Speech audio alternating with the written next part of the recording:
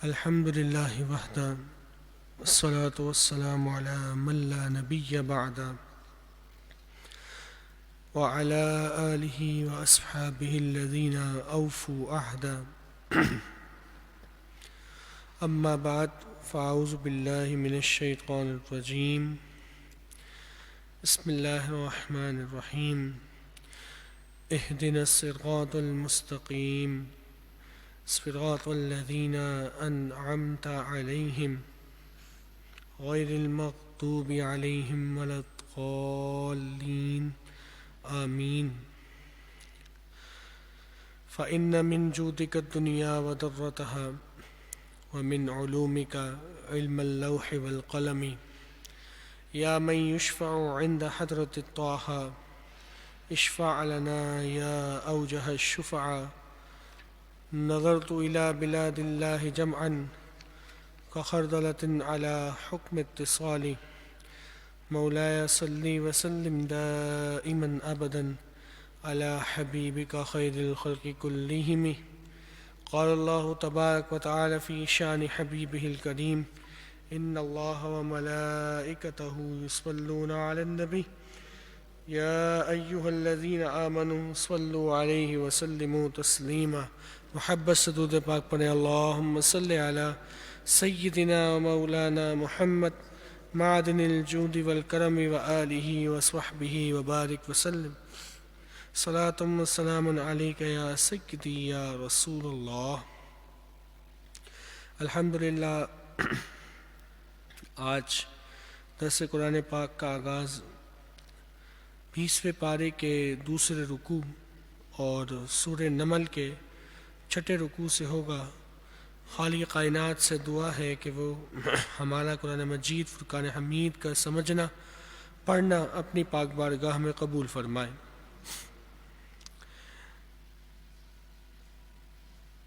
اس رکوع کی ابتدا میں وہی کافروں کا جواب اور ان کا اعتراض کہ جب انہیں یہ کہا جاتا کہ آخرت برحق ہے اور قیامت کے دن تم اٹھائے جاؤ گے تو وہ کیا جواب دیتے، اس کا ذکر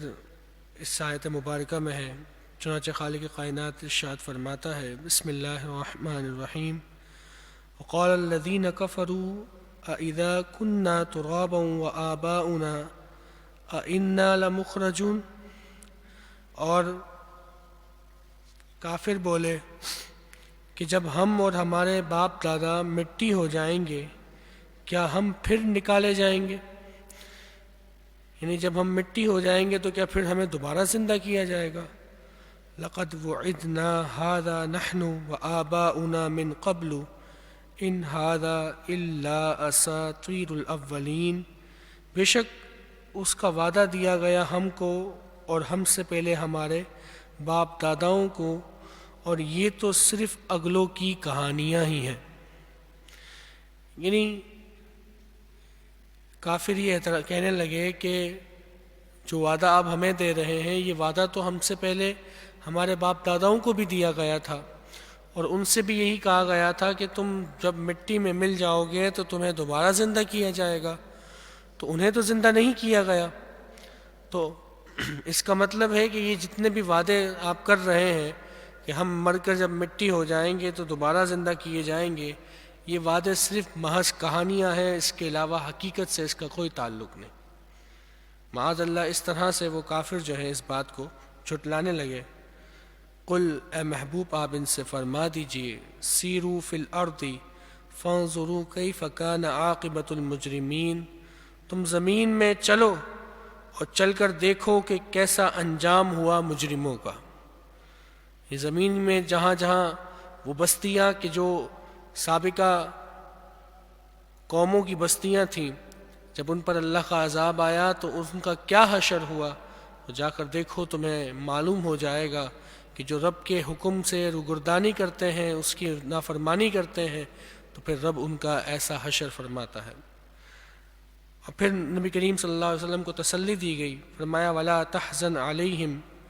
وَلَا تَكُنْ فِي ضَيْقٍ مِّمَّا يَمْكُرُونَ، اور تم ان پر غم نہ کھاؤ اور ان کے مکر سے دل تنگ نہ ہو. یعنی اے محبوب اگر یہ ایمان لے کر نہیں آتے تو آپ غمگین نہ ہوئے، آپ کے ذمے تو صرف پہنچانا ہے، اور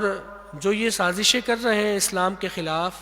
اس سے اپنے دل کو بھی تنگ مت کیجیے، دل پر اس کا بوجھ نہ ڈالیے کہ یہ تو طرح کے سازشیں کر رہے ہیں اور آگے کیا ہوگا. تو آگے اللہ آپ کا مددگار ہے، آپ کا بھی اور ایمان والوں کا بھی. وَيَقُولُونَ اور کافر کہتے ہیں مَتَى هَذَا الْوَعْدُ إِن كُنتُمْ صَادِقِينَ کہ کب آئے گا یہ وعدہ اگر تم سچے ہو. یعنی جو تم یہ وعدہ کرتے ہو کہ مومن فتح یاب ہوں گے اور کافروں پر دنیاوی اور اخروی عذاب آئے گا، تو فرمایا کہ یہ اگر تم سچے ہو تو یہ وعدہ کب آئے گا. قل اے محبوب آپ فرما دیجئے عسیٰ ان یکون ردف لکم بعد الذی تستعجلون، قریب ہے کہ تمہارے پیچھے آ لگی ہو بعض وہ چیز جس کی تم جلدی مچا رہے ہو. یعنی جس چیز کی تم جلدی مچا رہے ہو کہ کب ہمارے پاس وہ وعدہ آئے گا جو آپ ہم سے وعدہ کر رہے ہیں، ہو سکتا ہے کہ وہ بالکل تمہارے قریب پہنچ چکی ہو. اور ایسا ہی ہوا کہ کافر بدر کے مقام پر ذلت و رسوائی کے ساتھ مارے گئے اور اسی طرح مختلف عذاب میں گرفتار ہوئے. تو جو یہ جس عذاب کی ہنسی اڑاتے تھے اور کہتے تھے کہ یہ عذاب کب آپ لے کر آئیں گے، تو جب ان کے پر یہ عذاب آیا تو ان کی آنکھیں کھلی کی کھلی رہ گئیں. تو فرمایا اے محبوب آپ ان سے فرما دیجئے کہ قریب ہے کہ تمہارے پیچھے آ لگی ہو بعض وہ چیز جس کی تم جلدی مچا رہے ہو. وَإِنَّ رَبَّكَ لَذُو فَضْلٍ عَلَى النَّاسِ اور بے شک تیرا رب فضل والا ہے آدمیوں پر. اور وَلَكِنَّ أَكْثَرَهُمْ لَا يَشْكُرُونَ لیکن اکثر آدمی حق نہیں مانتے، یعنی کہ وہ اللہ کی ناشکری کرتے ہیں. وَإِنَّ رَبَّكَ لَيَعْلَمُ مَا تُكِنُّ صُدُورُهُمْ وَمَا يُعْلِنُونَ اور بے شک تمہارا رب جانتا ہے جو ان کے سینوں میں چھپی ہوئی بات ہے اور جو وہ ظاہر کرتے ہیں. جو کچھ ان کے سینوں میں چھپا ہوا ہے اسے بھی جانتے ہیں، اور جو کچھ وہ ظاہر کرتے ہیں اللہ رب العزت اسے بھی جانتا ہے. وَمَا مِنْ غَائِبَةٍ فِي السَّمَاءِ وَالْأَرْضِ إِلَّا فِي كِتَابٍ مُبِينٍ اور جتنے غیب ہیں آسمانوں اور زمین کے سب ایک بتانے والی کتاب میں ہے. یعنی لوح محفوظ جسے کہا جاتا ہے کہ جہاں ہر چھپی ہوئی چیز کا علم لکھا ہوا ہے. تو فرمایا اللہ کے یہاں کوئی بات بھی چھپی ہوئی نہیں ہے بلکہ ہر چیز ظاہر ہے. یہاں چھپنے سے مراد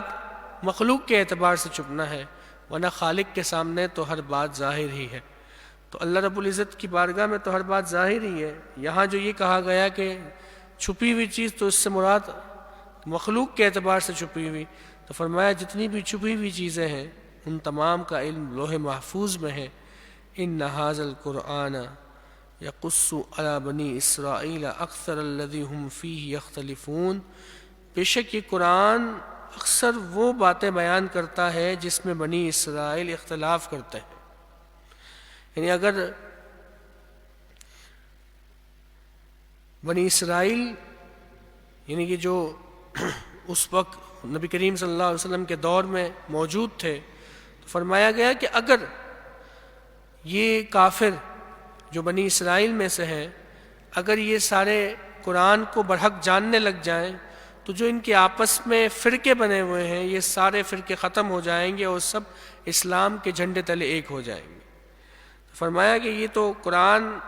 جن باتوں میں بنی اسرائیل اختلاف کرتے ہیں کہ بعض معاملات میں وہ کسی اور چیز کی طرف چلتے ہیں، بعض معاملات میں کسی اور چیز کی طرف چلتے ہیں، اور انہوں نے آپس میں مختلف گروہ بنا لیے ہیں. تو فرمایا یہ گروہ بندی ان کی ختم ہو جائے گی اگر وہ اسلام کے جھنڈے تلے جمع ہو جائیں. وَإِنَّهُ لَهُدًى وَرَحْمَةٌ لِّلْمُؤْمِنِينَ اور بے شک قرآن ہدایت اور رحمت ہے مسلمانوں کے لیے. ان ربک یقضی بینہم بحکمہ بے شک تمہارا رب ان کے آپس میں فیصلے فرماتا ہے وَهُوَ الْعَزِيزُ الْحَلِيمُ، اور وہی عزت والا علم والا ہے، کہ بے شک تمہارا رب ان کے آپس میں فیصلہ فرماتا ہے اپنے حکم سے، اور وہی ہے عزت والا علم والا۔ فَتَوَكَّلْ عَلَى اللَّهِ، تو تم اللہ پر بھروسہ رکھو، اِنَّكَ عَلَى الْحَقِّ الْمُبِينِ، اِنَّكَ عَلَى الْحَقِّ الْمُبِينِ، بے شک تم روشن حق پر ہو، بے شک تم روشن حق پر ہو۔ اِنَّكَ لَا تُسْمِعُ الْمَوْتَى وَلَا تُسْمِعُ الصُّمَّ الدُّعَاءَ اِذَا وَلَّوْا مُدْبِرِينَ، اور بے شک تمہارے سنائے نہیں سنتے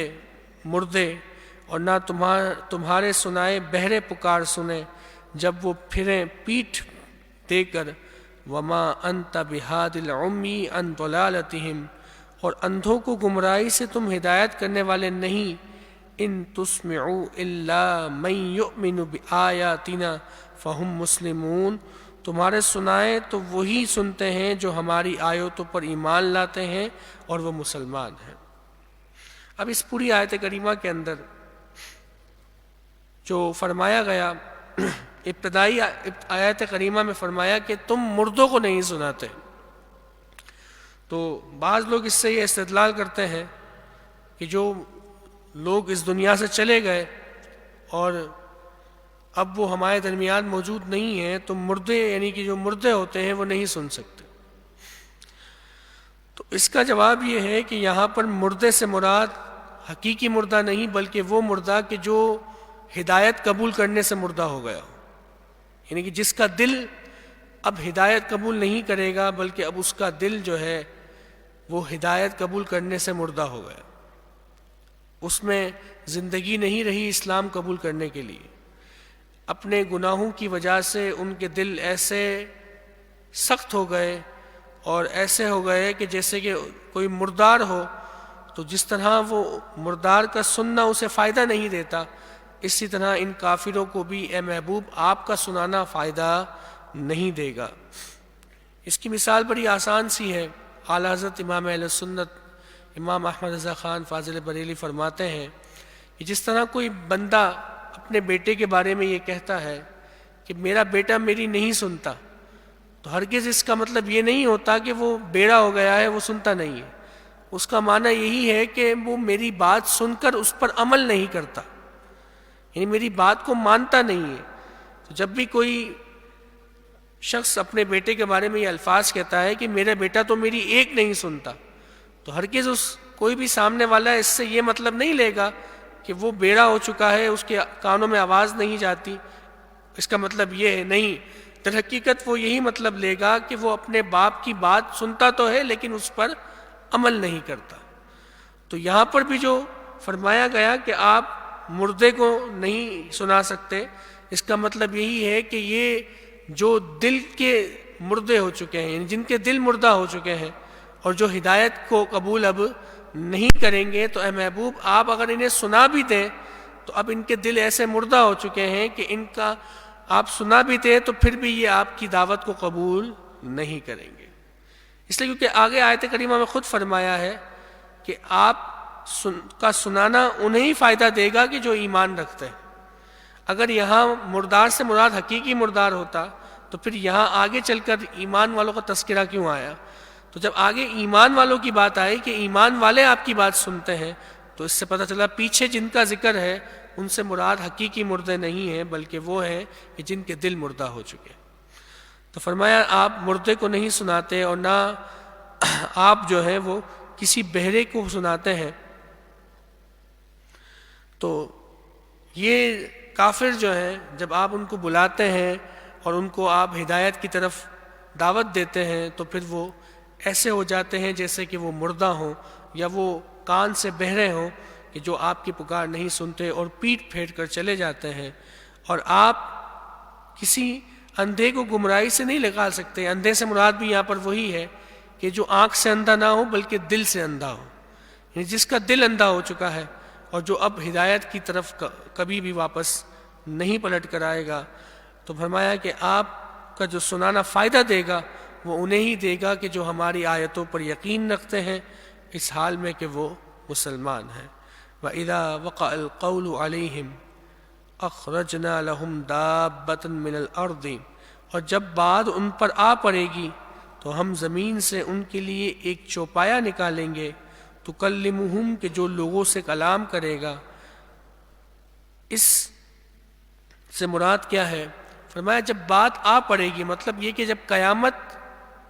ان کے قریب آ چکی ہوگی، تو فرمایا حدیث مبارکہ میں ہے کہ جب قرب قیامت ہوگی تو ایک جانور جسے دابۃ الارض کہا جاتا ہے، عجیب و قریب قسم کا جانور، وہ کوہ صفا کی پہاڑی کے قریب سے نکلے گا، اور اس قرب قیامت کے دور میں وہ حضرت موسیٰ علیہ السلام کے عصا سے مسلمانوں پر نشان بنائے گا کہ یہ مسلمان ہے، اور حضرت سلیمان علیہ السلام کے انگوٹھی سے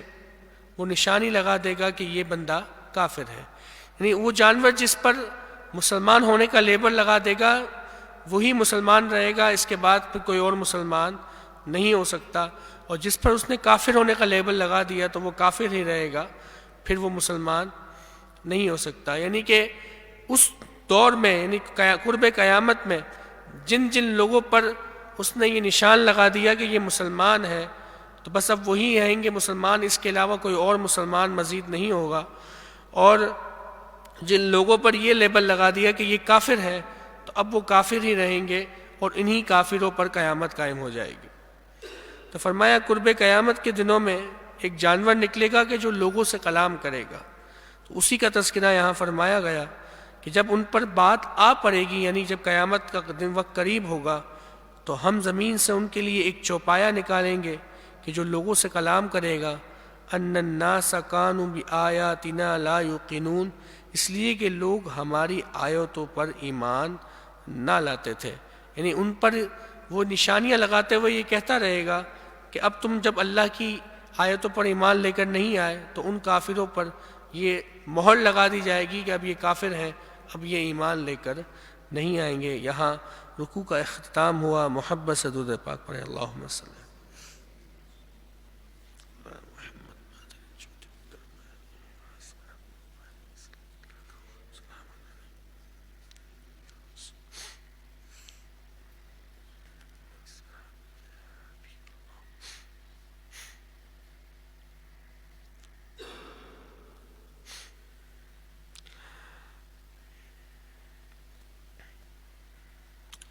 اب اگلی رکوع کی ابتدا میں قیامت کے دن کا منظر بیان کیا جا رہا ہے کہ جس دن قیامت قائم ہوگی تو جنہوں نے اللہ کی نشانیوں کو جھٹلایا تھا ان کافروں کو لایا جائے گا، اور پھر اس کے بعد ان کے بعد والے لوگوں کو لایا جائے گا۔ جب یہ ایک ساتھ اکٹھے ہو جائیں گے تو پھر ان تمام کو جو ہے یہ کہا جائے گا کہ بتاؤ کیا تمہارے پاس ہمارا علم نہ پہنچا تھا، اور تم نے جب تم پر ہماری نشانیاں بیان کی جاتی تو تم اس سے منہ موڑتے تھے، اور تم پھر کس لیے دنیا میں گئے تھے؟ اس لیے کہ تمہیں دنیا میں تو اسی لیے بھیجا گیا تھا کہ تم ہماری عبادت کرتے، لیکن تم نے اللہ کی عبادت کو جھٹلایا، تو پھر ان کے پاس کوئی بھی جواب نہیں ہوگا۔ چنانچہ اس کا ذکر اللہ رب العزت فرما رہا ہے، فرمایا وَيَوْمَ نَحْشُرُ مِنْ كُلِّ أُمَّةٍ فَوْجًا مِّمَّن يُكَذِّبُ بِآيَاتِنَا فَهُمْ يُوزَعُونَ، اور جس دن اٹھائیں گے ہم ہر گروہ میں سے ایک فوج کہ جو ہماری آیتوں کو جھٹلاتی ہے، تو ان کے اگلے روکے جائیں گے، حَتَّى إِذَا جَاءُوا، یہاں تک کہ جب پچھلے ان سے آ ملیں گے، قَالَ أَكَذَّبْتُمْ بِآيَاتِي، تو جب وہ سب حاضر ہو جائیں گے تو فرمائے گا کہ کیا تم نے میری آیتیں جھٹلائیں، وَلَمْ تُحِيطُوا بِهَا عِلْمًا، حالانکہ تمہارا علم ان تک نہ پہنچا، یعنی کہ تم نے ان باتوں کو سمجھا نہیں اور ان کو سنا نہیں اور ان کا علم حاصل نہیں کیا۔ اما ذا کنتم تعملون، یا کیا کام کرتے تھے، یعنی جب تمہارے پاس اللہ کی نشانیاں آئی ہیں اور اللہ کی آیتیں تم پر تلاوت کی گئیں تو تم نے کیا کیا؟ تم نے تو ان کو سنا بھی نہیں کہ تم ان کو سنتے تو انہیں تمہیں کچھ علم حاصل ہوتا اور علم حاصل ہو کر تم اسے سمجھتے اور اس پر عمل پیرا ہوتے، لیکن تم نے نہ ان کو سنا، تو پھر تم دنیا میں کس لیے گئے تھے؟ کیا دنیا کی زندگی اس لیے تھی کہ تم اس میں عیش و عشرت کے ساتھ زندگی گزارو اور اللہ کی نافرمانیاں کرو؟ ہرگز ایسا نہیں ہے، بلکہ دنیا کی زندگی تو اس لیے ہے کہ رب تعالیٰ نے خود فرمایا کہ ہم نے جن و انس کو اپنی عبادت کے لیے پیدا کیا ہے۔ تو انسان اس دنیا میں اپنے رب کی عبادت کرنے کے لیے آیا ہے، اور یہ جو دیگر معاملات ہیں کہ جس کا تعلق روزگار سے ہے، گھریلو معاملات سے ہے، معاشی معاملات سے ہے، یہ تو انسان کی زندگی گزارنے کا ایک ذریعہ ہے بس، لیکن اصل یہ نہیں ہے کہ اگر آج ہم اپنے آپ کو دیکھیں تو ہم نے جس چیز کو اصل سمجھ لیا وہ ہے روزگار، گھریلو معاملات اور بظاہر صرف نام اور عزت کے لیے رشتہ داریاں نبھانا اور دیگر معاملات کو پورا کرنا، لیکن حقیقت سے اس کا حقیقتاً جو ہمارا مقصد ہے، جس مقصد کے لیے ہمیں دنیا میں بھیجا گیا ہے، وہ ہے اللہ کی عبادت۔ اس کو ہم نے ثانوی حیثیت میں رکھا ہوا ہے،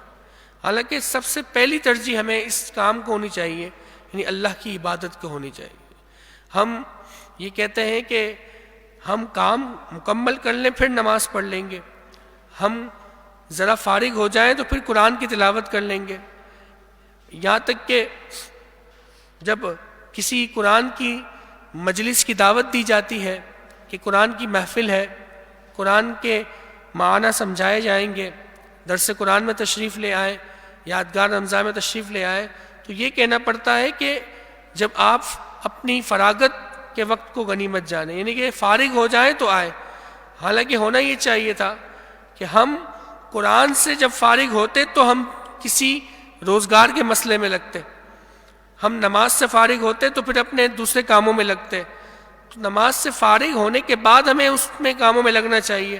جبکہ ہم اس کے برعکس معاملہ کرتے ہیں کہ ہم چاہتے ہیں کہ پہلے دنیاوی معاملات پورے ہو جائیں، پھر اگر کچھ وقت بچ جائے تو ہم اس کام کو دیں کہ جو کام ہمارا مقصد ہے۔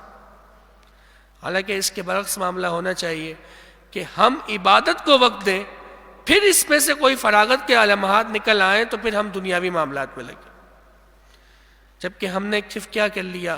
کہ اس دنیا کو سب کچھ سمجھ کر، بظاہر ہم زبان سے یہ کہتے ہیں کہ ہمیں مرنا ہے، اللہ کی بارگاہ میں حاضر ہونا ہے، لیکن اعمال ہمارے ایسے نہیں ہیں کہ جو اس بات کی گواہی دے۔ اعمال یہی کہہ رہے ہیں کہ تم یہ سمجھ رہے ہو کہ دنیا میں ہی رہنا ہے اور تمہیں کبھی موت نہیں آئے گی، سب کچھ یہی کمانا ہے، سب کچھ یہی حاصل کرنا ہے، اور آخرت کچھ بھی نہیں ہے، تو بظاہر ہمارے اعمال اس بات کی گواہی دے رہے ہوتے ہیں۔ زبان کچھ بھی کہے، لیکن جب تک انسان اپنے اعمال سے اس بات کو واضح نہیں کرے گا، اس وقت تک اس کا کوئی فائدہ حاصل نہیں ہوگا۔ تو مقصود انسان کی زندگی کا اللہ کی عبادت ہے، تو ہمیں اولین ترجیح جو ہے اللہ کی عبادت کو دینی چاہیے، اس کے بعد ثانوی حیثیت پر دنیاوی معاملات کو رکھنا چاہیے۔ اللہ رب العزت ہمیں عمل کی توفیق عطا فرمائے۔ تو فرمایا کہ ان سے کہا جائے گا کہ تم کیا کام کرتے تھے، وَوَقَعَ الْقَوْلُ عَلَيْهِمْ بِمَا ظَلَمُوا فَهُمْ لَا يَنْطِقُونَ، اور بات پڑ چکی ان پر ان کے ظلم کے سبب، تو وہ اب کچھ نہیں بولتے۔ یعنی جب کافروں کو یہ باتیں کہی جائیں گی تو اب ان کی زبانیں گنگ ہو جائیں گی کہ ان کے پاس کوئی جواب نہیں ہوگا اور وہ کچھ بھی حجت قائم نہیں کر سکیں گے۔ أَلَمْ يَرَوْا أَنَّا جَعَلْنَا اللَّيْلَ لِيَسْكُنُوا فِيهِ وَالنَّهَارَ مُبْصِرًا، کیا انہوں نے نہ دیکھا کہ ہم نے رات بنائی کہ اس میں آرام کریں، اور دن کو بنایا کہ جو آنکھیں کھولنے والا ہے، یعنی دن دیکھنے کے لیے بنایا اور رات آرام کرنے کے لیے۔ إِنَّ فِي ذَلِكَ لَآيَاتٍ لِقَوْمٍ يُؤْمِنُونَ، بے شک اس میں ضرور نشانیاں ہیں ان لوگوں کے لیے کہ جو ایمان رکھتے ہیں۔ یعنی کہ اگر ہم اس آیت پر غور کریں تو ہمیں یہ بات سمجھ میں آتی ہے کہ رات کے وقت کام نہیں کیا جاتا، رات آرام کے لیے ہے۔ در حقیقت جو کام ہے، جو روزی ہے، اگر کوئی کسی کو روزگار کمانا ہے تو وہ صبح کا وقت ہے۔ تو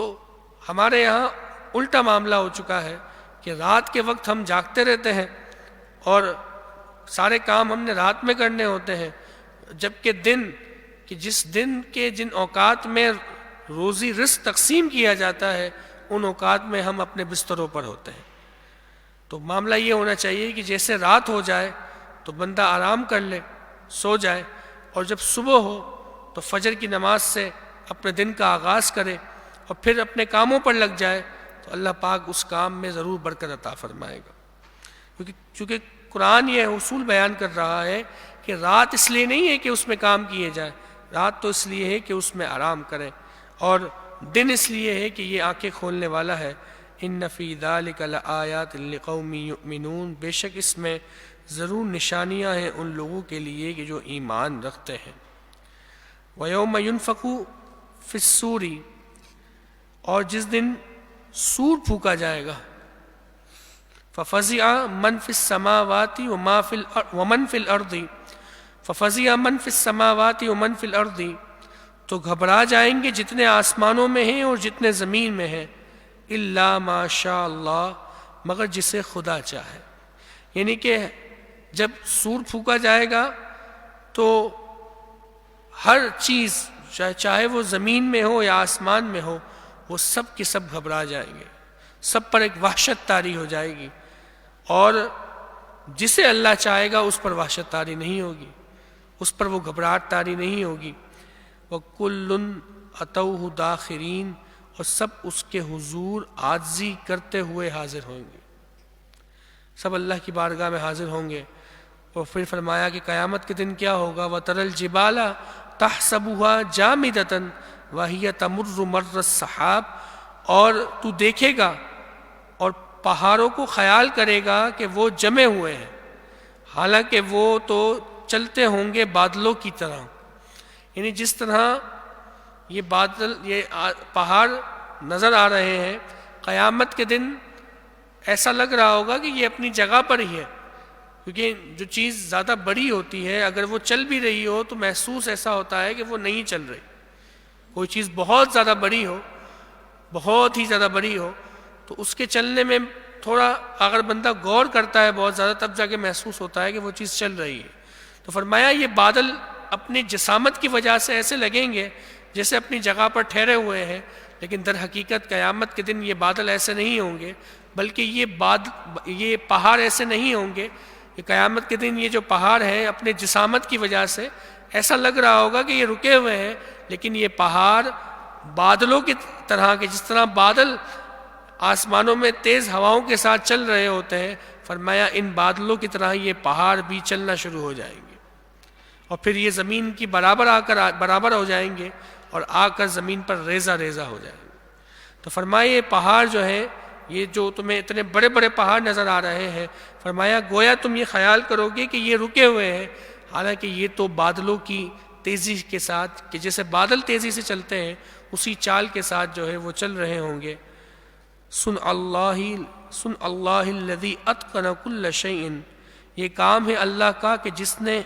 حکمت سے بنائی ہر چیز، انہ خبیر بما تفعلون، بے شک اسے خبر ہے تمہارے کاموں کی۔ من جاء بالحسنۃ فلہ خیر منہا، اور جو لائے نیکی تو اس کے لیے اس سے بہتر صلہ ہے۔ وہم من فزع یومئذ آمنون، اور ان کو اس دن کی گھبراہٹ سے امان ہے۔ یعنی جو نیک کام کر کے آئے گا تو اس کے لیے اس دن کی گھبراہٹ سے آرام ہے۔ ومن جاء بالسیئۃ، اور جو بدی لائے گا، فکبت وجوہہم فی النار، تو ان کے منہ اوندے گئے ہوں گے آگ میں۔ هل تجزون الا ما کنتم تعملون، تمہیں کیا بدلہ ملے گا مگر اسی کا کہ جو کام کرتے تھے۔ یعنی کہ جس نے نیکی کی تو اسے اس دن کی گھبراہٹ سے بچا لیا جائے گا، قیامت کے دن کی، اور وہ امن میں ہوگا، لیکن جو بدی لے کر آئے گا تو اسے تو جہنم کی طرف اوندھا منہ کر کے ڈال دیا جائے گا، اور یہ سزا دی جائے گی اس کی کہ جو تم عمل کرتے تھے۔ انما امرت ان اعبد رب هذه البلدۃ الذی حرمها، مجھے تو یہی حکم ہوا ہے کہ میں عبادت کروں اس شہر کے رب کی کہ جس نے اسے حرمت والا کیا ہے، یعنی اس شہر کے رب کو میں کی عبادت کروں کہ جس نے اسے حرمت والا کیا ہے، یعنی اس سے مراد مکہ ہے کہ یہ جو میں تو اللہ رب العزت کی ہی عبادت کروں گا کہ جس نے اس مکہ شہر کو حرمت والا بنایا، کہ جس کے اندر ہر چیز کی ممانت ہے، کہ جو شخص اس شہر میں داخل ہو جاتا ہے تو اس شہر میں شکار ممنوع ہے، اس شہر میں کسی جان کو ضائع کرنا ممنوع ہے، اس شہر کے اندر گھاس کاٹنا ممنوع ہے۔ تو فرمایا یہ حرمت والا شہر ہے، وَلَهُ كُلُّ شَيْءٍ، اور سب کچھ اسی کا ہے، وَأُمِرْتُ أَنْ أَكُونَ مِنَ الْمُسْلِمِينَ، اور مجھے حکم ہوا ہے کہ میں فرمان برداروں میں سے ہو جاؤں، یعنی سر جھکانے والوں میں سے ہو جاؤں۔ وَأَنْ أَتْلُوَ الْقُرْآنَ، اور یہ کہ قرآن کی تلاوت کروں، یعنی مجھے اللہ کی طرف سے یہ حکم ہوا ہے کہ میں قرآن کی تلاوت کروں۔ فَمَنِ اهْتَدَىٰ فَإِنَّمَا يَهْتَدِي لِنَفْسِهِ، تو جس نے ہدایت پائی تو اس نے اپنے بھلے کے لیے ہی ہدایت پائی، یعنی جس نے ہدایت پائی تو اس کا فائدہ اسی کو پہنچے گا۔ وَمَنْ ضَلَّ فَقُلْ إِنَّمَا أَنَا مِنَ الْمُنذِرِينَ، اور جو راہ سے بھٹک گیا تو آپ ان سے فرما دیجئے کہ میں تو محض ڈر سنانے والا ہوں، یعنی میرا کام تو ڈر سنانا ہے۔ تم اگر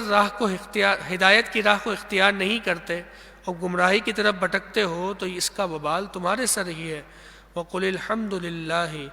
اور فرما دیجیے کہ سب خوبیاں اللہ کے لیے ہے۔ سَيُرِيكُمْ آيَاتِهِ فَتَعْرِفُونَهَا، ان قریب وہ تمہیں اپنی نشانیاں دکھائے گا تو تم انہیں پہچان لوگے۔ وَمَا رَبُّكَ بِغَافِلٍ عَمَّا تَعْمَلُونَ، اور اے محبوب تمہارا رب غافل نہیں ہے اور تمہارے اعمال سے، یعنی اے محبوب آپ ان سے فرما دیجئے کہ تمہارا رب جو ہے وہ تمہارے اعمال سے غافل نہیں ہے۔ یہاں رکوع کا اختتام ہوا۔ محبت سے درود پاک پڑھیں، اللہم صلی علیہ۔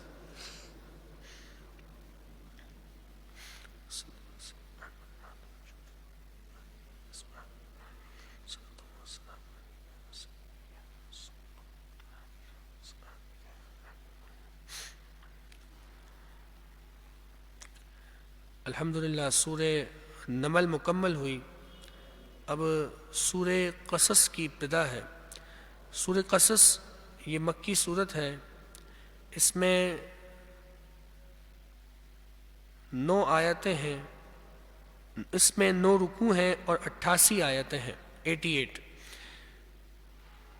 اس رکوع کی ابتدا میں اللہ رب العزت نے، اس صورت کی ابتدا میں اللہ رب العزت نے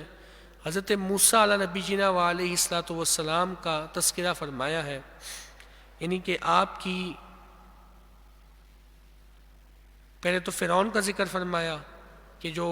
اس وقت بنی اسرائیل پر فرعون قابض تھا، تو وہ فرعونیوں کو اور بنی اسرائیل کو یہ حکم دیتا تھا کہ تم میری عبادت کرو، میں ہی تمہارا خدا ہوں۔ اور پھر اس دوران فرعون نے جو خواب دیکھا اور نجومیوں کو بتایا تو نجومیوں نے اس کی تعبیر یہ بیان کی کہ بنی اسرائیل میں ایک شخص پیدا ہوگا کہ جو تیری سلطنت کو تباہ و برباد کر دے گا۔ تو وہ اس پیشن گوئی کے بعد جو ہے وہ بنی اسرائیل کے بیٹوں کو قتل کر دیتا تھا، اور جب کثرت سے قتل کرنے لگا تو کہا گیا کہ اس طرح تو بنی اسرائیل میں کوئی بھی ہماری خدمت کے لیے باقی نہیں رہے گا۔ تو پھر یہ حکم ہوا کہ 1 سال قتل کیا جائے اور 1 سال زندہ چھوڑ دیا جائے۔ تو پھر جس سال قتل ہونے کا تھا اسی سال حضرت موسیٰ علیہ السلام پیدا ہوئے، اور پھر اس کا کیا معاملہ ہوا، آپ کی والدہ کو کیا حکم دیا گیا،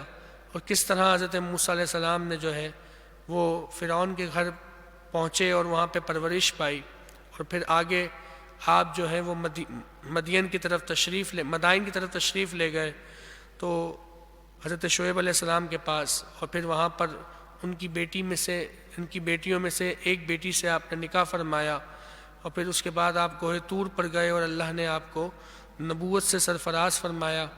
اور پھر اس کے بعد آپ نے اپنے بھائی کے لیے دعا کی کہ آپ اللہ رب العزت کی بارگاہ میں کہ اے اللہ تو اس سے بھی نبوت عطا کر کہ یہ مجھ سے زیادہ فصیح زبان رکھتا ہے، یعنی کہ میری زبان میں تو کچھ معاملہ ہے کہ جس کی وجہ سے میں اپنی بات سمجھا نہیں سکوں گا، تو میرے بھائی کو میرے ساتھ بھیج تاکہ فرعون جو ہے اس کے پاس میں جاؤں اور اسے ہدایت کی طرف بلاؤں۔ تو تو اس تمام باتوں کا ذکر جو ہے وہ اس صورت کی ابتدا میں کیا گیا ہے۔ چنانچہ خالق کائنات ارشاد فرماتا ہے بسم اللہ الرحمن الرحیم، اللہ کے نام سے شروع جو نہایت مہربان رحم والا۔ طاسیم میم، یہ حروف مقطعات ہیں۔ اللہ رب العزت اس کا معنی جانتا ہے اور اللہ کے بتانے سے اس کے پیارے جانتے ہیں۔ تلک آیات الکتاب المبین، یہ آیتیں ہیں روشن کتاب کی۔ نتلو علیک من نبأ موسیٰ وفرعون بالحق لقوم یؤمنون، ہم تم پر پڑھیں گے موسیٰ اور فرعون کی سچی خبر ان لوگوں کے لیے کہ جو ایمان رکھتے ہیں۔ ان فرعون علا فی الارض وجعل اہلها شیعا یستضعف طائفة منہم یذبح ابناءہم ویستحیی نساءہم انہ کان من المفسدین، بے شک فرعون نے زمین میں غلبہ پایا تھا اور اس کے لوگوں کو اپنا تابع بنایا، اور ان میں ایک گروہ کو کمزور دیکھتا تو ان کے بیٹوں کو ذبح کرتا اور ان کی عورتوں کو زندہ رکھتا، بے شک وہ فسادی تھا۔ یعنی زمین میں اس کو جب غلبہ دیا گیا فرعون کو، تو کیا کیا کہ اس نے دو گروہ بنائے، ایک بنی اسرائیل کا تھا اور دوسرا قبطی کہلاتا تھا۔ یہ جو فرعونی تھے ان کو قبطی کہا جاتا تھا۔ تو یہ جو قبطی تھا گروہ وہ طاقتور تھا، لیکن بنی اسرائیل چونکہ کمزور تھے تو فرعونی جو ہیں وہ ان پر ظلم و ستم کرتے تھے، ان سے کام لیتے تھے، اور جب وہ خواب فرعون نے دیکھا تھا تو اس کے بعد پھر وہ ان کے بیٹوں کو ذبح کر دیتا تھا اور ان کی جو بیٹیاں تھیں انہیں زندہ چھوڑ دیا جاتا۔ تو فرمایا کہ بے شک وہ بہت بڑا فسادی تھا۔ وَنُرِيدُ أَن نَّمُنَّ عَلَى الَّذِينَ اسْتُضْعِفُوا فِي الْأَرْضِ، اور ہم چاہتے تھے کہ ان کمزوروں پر احسان فرمائیں کہ جو زمین میں ان کے کمزور ہیں، ہم ان کو کیا فرمائیں، ان پر احسان فرمائیں۔ وَنَجْعَلَهُمْ آئِمَّةً، اور ان کو پیشوا بنائیں۔ وَنَجْعَلَهُمُ الْوَارِثِينَ، اور ان کے ملک و مال کا انہی کو وارث بنائیں۔ یعنی کہ جو ان پر ظلم و ستم ہو رہا تھا بنی اسرائیل پر، تو رب فرماتا ہے کہ ہم نے یہ چاہا کہ ہم ان بنی اسرائیلیوں پر کہ جن پر ظلم و ستم ہو رہا ہے ان پر احسان فرمائیں اور انہیں وارث بنا دیں، اسی خوف سے ہی کہ کہیں بنی اسرائیل میں سے کوئی شخص نکل کر فرعون کی سلطنت کو تباہ و برباد نہ کر دے، اسی خوف سے ہی فرعون جو ہے وہ بچوں کو قتل کرنے لگا۔ وَنُمَكِّنَ لَهُمْ فِي الْأَرْضِ، اور انہیں زمین میں قبضہ دے۔ وَنُرِيَ فِرْعَوْنَ وَحَامَانَ وَجُنُودَهُمَا مِنْهُمْ مَا كَانُوا يَحْذَرُونَ، اور فرعون اور حامان اور ان کے لشکروں کو وہی دکھا دے جن کا انہیں ان کی طرف سے خطرہ ہے، یعنی جس بات کا انہیں خطرہ ہے کہ بنی اسرائیل میں سے کوئی شخص پیدا ہوگا اور وہ میری سلطنت کو تباہ کر دے گا، تو فرمایا ہم انہیں وہی چیز دکھا دیں۔ اور پھر اس کے بعد جب حضرت موسیٰ علیہ السلام کی ولادت ہوئی تو اس کے بعد ان کی والدہ گھبرانے لگی کہ اگر فرعونیوں کو پتہ چل گیا کہ میرے یہاں بیٹے کی ولادت ہوئی ہے تو وہ اسے مار دیں گے۔ تو فرمایا اس کے جب ان کے اوپر یہ گھبراہٹ طاری ہوئی تو رب تعالیٰ نے انہیں تسلی دی۔ چنانچہ اللہ رب العزت ارشاد فرماتا ہے وَأَوْحَيْنَا إِلَىٰ أُمِّ مُوسَىٰ، اور ہم نے موسیٰ کی ماں کو الہام فرمایا۔ اب یہ الہام چاہے خواب کے ذریعے تھا یا فرشتے کو بھیج کر تھا، کسی بھی طریقے سے آپ یا پھر آپ کے دل میں یہ بات ڈال دی گئی، تو فرمایا ہم نے موسیٰ کی ماں کو الہام فرمایا کہ ان ارضعہ، کہ تو اسے دودھ پلا، فَإِذَا خِفْتِ عَلَيْهِ، پھر جب تجھے اس پر خوف ہو کہ اسے فرعونی دیکھ لیں گے، فَأَلْقِيهِ فِي الْيَمِّ، تو اسے دریا میں ڈال دے، وَلَا تَخَافِي، اور خوف نہ کر، وَلَا تَحْزَنِي، اور غم نہ کھا، إِنَّا رَادُّوهُ إِلَيْكِ، بے شک ہم اسے تیری طرف واپس لوٹا دیں گے، وَجَاعِلُهُ مِنَ الْمُرْسَلِينَ، اور اسے رسول بنائیں گے۔ یعنی حضرت موسیٰ علیہ السلام کی والدہ کو یہ تسلی دی گئی کہ آپ اسے سمندر میں ڈال بھی دیں گے تو آپ گھبرائیں نہیں، اللہ رب العزت ان کی حفاظت فرمانے والا ہے، ضرور اسے دوبارہ آپ کے پاس لوٹایا جائے گا۔ فَالْتَقَطَهُ آلُ فِرْعَوْنَ لِيَكُونَ لَهُمْ عَدُوًّا وَحَزَنًا، تو اسے اٹھا لیا فرعون کے گھر والوں نے کہ وہ ان کا دشمن اور وہ ان پر غم ہو. یعنی کہ جب حضرت موسیٰ علیہ السلام کی جو والدہ ہیں ان پر اس بات کا غم ہوا اور جب وہ پریشان ہوئی کہ کہیں فرعونیوں کے جو ہے فرعونی اسے پہچان نہ لیں، تو ہوا یہ تھا کہ جب آپ کی پیدائش ہوئی حضرت موسیٰ علیہ السلام کی، تو آپ عام بچے کی طرح حرکت کرتے ہی نہیں تھے. یعنی ایک ہوتا نا کہ بچہ روتا بھی ہے، بھوک کے مارے اپنے ہاتھ پاؤں ہلاتا ہے، تو آپ کی کیفیت ایسی تھی کہ آپ کی والدہ آپ کو دودھ پلاتی، آپ دودھ پینے کے بعد بالکل ایسے رہتے جیسے کوئی جان ہی نہیں ہے. نہ اس میں آپ آواز کو نکالتے تھے، نہ آپ اپنے ہاتھ پاؤں ہلاتے تھے، تاکہ کسی کو کانوں کان خبر نہ ہو کہ اس گھر میں کوئی بچہ موجود ہے. لیکن جب آپ کی والدہ کو ایک خوف ہوا تو آپ کی والدہ نے پہلے سے ایک صندوق بنایا ہوا تھا مضبوط، تو آپ نے اس صندوق کو کھولا آپ کی والدہ نے، اور آپ حضرت موسیٰ علیہ السلام کو اس میں رکھ دیا، اور پھر اس صندوق کو جو ہے وہ دریائے نیل میں ڈال دیا، اور پھر وہ اس دریا کے اندر سے ایک نہر نکلتی تھی کہ جو فرعون کے محل میں جاتی تھی. تو وہ صندوق اللہ کے حکم سے اس نہر میں چلا گیا، اور وہاں پر حضرت آسیہ کہ جو کہ فرعون کی بیوی تھی اور نیک خاتون تھی اور انبیاء علیہ السلام کی اولاد میں سے تھی اور لوگوں پر بڑا رحم کرتی تھی، تو جب آپ نے اس بچے کو دیکھا تو آپ نے اسے حضرت موسیٰ علیہ السلام کو اٹھا لیا. اور در حقیقت تو حضرت موسیٰ علیہ السلام ان کے دشمن نہیں تھے. اگر وہ ہدایت پر ہوتے، یعنی فرعونی اگر ہدایت پر آ جاتے تو آپ تو ان کے دشمن نہیں ہیں، لیکن چونکہ فرعون اور اس کے ماننے والے انہوں نے آپ کی ہدایت کو قبول نہیں کیا، تو وہ در حقیقت بالنتیجہ آخرکار وہ اس کے دشمن ہی ہوئے. تو اسی وجہ سے قرآن نے کہا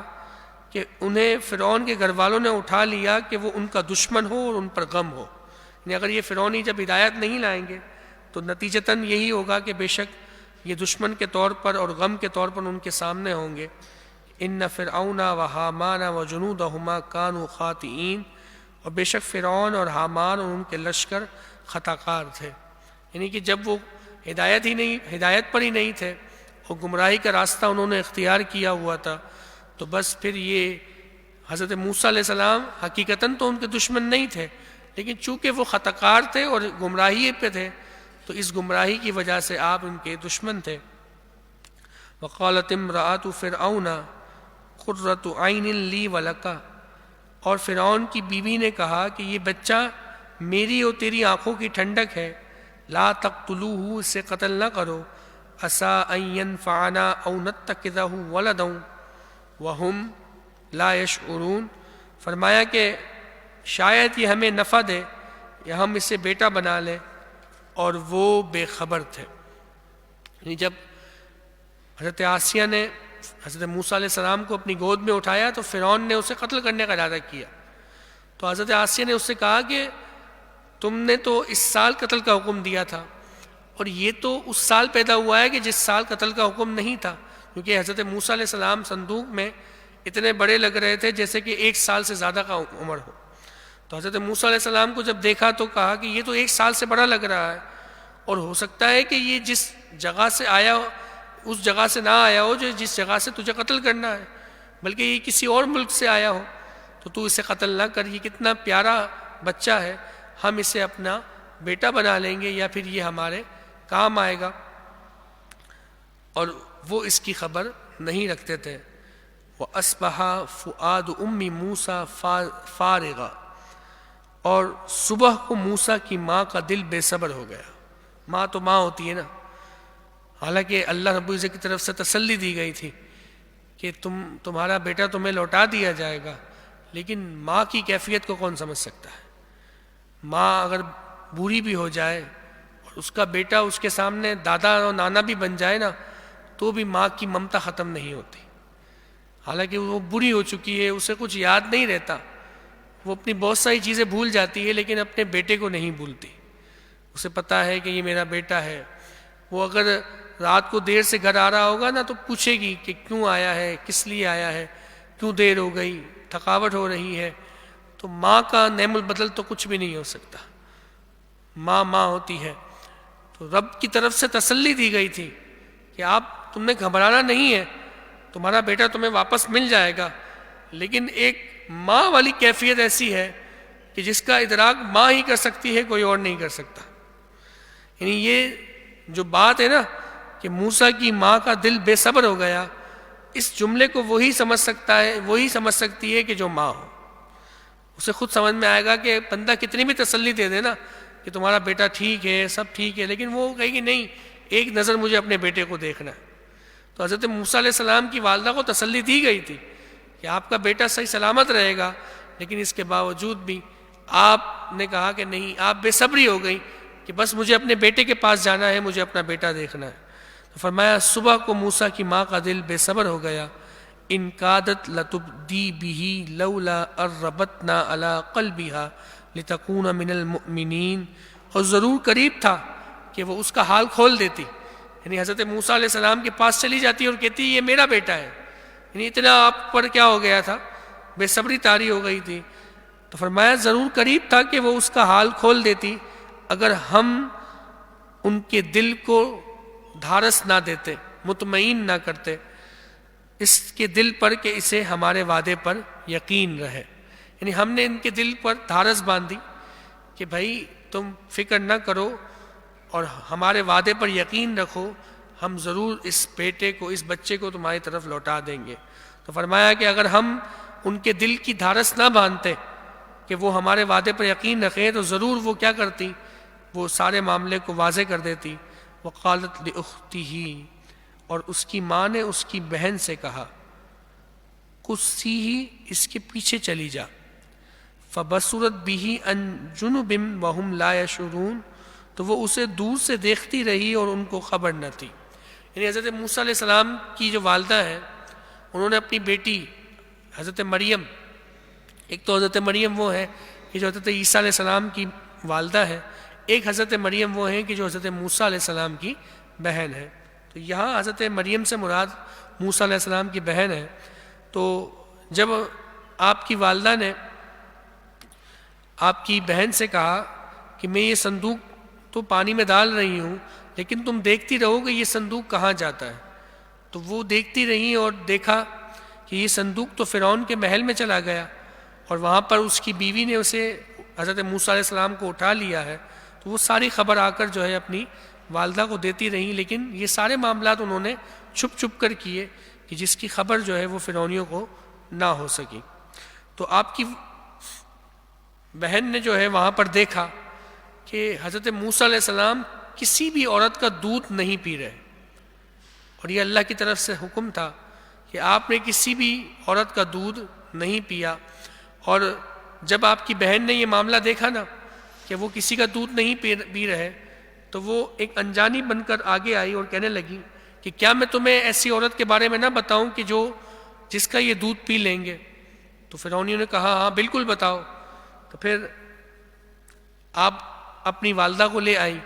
اور کہا کہ تم اس عورت کو اس بچے کو دے دو، یہ بچہ جو ہے ان کا دودھ پی لے گا۔ تو جب حضرت موسیٰ علیہ السلام اپنی والدہ کی گود میں آئے اور پھر آپ نے انہیں پکڑا تو آپ ان کا دودھ نوش فرمانا شروع ہو گئے، اور یہ اللہ کی طرف سے اس وعدے کی تکمیل تھی کہ جو وعدہ اللہ نے فرمایا تھا کہ ضرور ہم تیرے راز اس کو لوٹا دیں گے۔ تو اللہ نے اس وعدے کو پورا فرمایا۔ تو اسی کا تذکرہ جو ہے وہ آگے فرمایا جا رہا ہے۔ چنانچہ اللہ رب العزت ارشاد فرماتا ہے وَحَرَّمْنَا عَلَيْهِ الْمَرَادِيَ مِن قَبْلُ، اور ہم نے پہلے ہی سب دائیاں اس پر حرام کر دی تھی، یعنی وہ کسی بھی دائی کا دودھ نہیں پی رہے تھے۔ فقالت، تو وہ بہن بولی هَلْ أَدُلُّكُمْ عَلَىٰ أَهْلِ بَيْتٍ يَكْفُلُونَهُ لَكُمْ وَهُمْ لَهُ نَاصِحُونَ، کیا میں تمہیں بتا دوں ایسے گھر والے کہ تمہارے اس بچے کو وہ کفالت دیں گے اور وہ اس کے خیر خواہ ہیں، یعنی اس بچے کو پالیں گے اور وہ اس کے خیر خواہ ہوں گے۔ تو آپ کی بہن نے جو ہے جب فرعونیوں سے یہ بات کہی تو فرعون نے کہا ہاں بالکل اسے لے کر آؤ۔ تو جب آپ آئے تو فرمایا فَرَدَدْنَاهُ إِلَىٰ أُمِّهِ، تو ہم نے اسے اس کی ماں کی طرف پھیر دیا۔ کئی تقر عینھا کہ ماں کی آنکھ ٹھنڈی ہو. تو اس سے پتہ چلا کہ اگر والدہ کی آنکھیں ٹھنڈی ہوتی ہیں تو اسی وقت ہوتی ہیں جب بیٹا لوٹ کر ماں کے پاس آتا ہے. کتنا بڑا مقام ہے ماں کا، اور کیسی کیفیت بیان کی ہے ایک ماں کے دل کی کہ جب رب کی طرف سے حکم آ چکا کہ ہم لوٹا دیں گے، اس کے باوجود بھی بے صبر ہو جانا کہ نہیں مجھے میری اولاد سے ملنا ہے. تو کس قدر ماں کی شفقت ہے. اور جب ایک ماں کی یہ شفقت ہے کہ جو اپنے بیٹے کو لمحہ بھر دور نہیں دیکھ سکتی، تو وہ رب جو 70 ماؤں سے بڑھ کر رحم فرمانے والا ہے، اس کی شفقت کا کیا عالم ہوگا، وہ اپنے بندوں پر کیسا کریم اور کیسا رحیم ہوگا، اس کا اندازہ ہم نہیں لگا سکتے. پھر بھی بندہ جو ہے وہ کسی مصیبت کے وقت یہ کہنا شروع کر دے کہ ساری مصیبتیں مجھے ہی ملتی ہیں، میں نے ایسا کیا کر دیا ہے، تو وہ رب تو 70 ماؤں سے بڑھ کر رحم فرمانے والا ہے. اگر وہ کوئی تکلیف تمہیں پہنچ بھی رہی ہے تو یہ تو تمہارے گناہوں کا کفارہ ہے، یا پھر تمہیں آزمایا جا رہا ہے کہ تم جو ہے وہ کون سی راہ کو اختیار کرتے ہو. تو جو اس حال میں بھی اللہ کا شکر ادا کرے تو وہ اللہ کا پسندیدہ بندہ بن جاتا ہے. تو یہ تکلیف مل کر بھی اگر ہمیں ثواب ہی مل رہا ہے تو یہ تو ہمارے لیے فائدے کی بات ہے کہ اگر ہمیں بخار آتا ہے، ہم بیمار ہوتے ہیں، تو یہ بیمار ہونا بھی جو ہے یہ اللہ کی طرف سے گناہوں کا کفارہ ہے اور ثواب ملنے کا ذریعہ ہے. تو یہ تو رب کی رحمت ہی ہے کہ پریشانی آنا بھی جو ہے ہمارے لیے باعث ہے مسرت ہے کہ ہم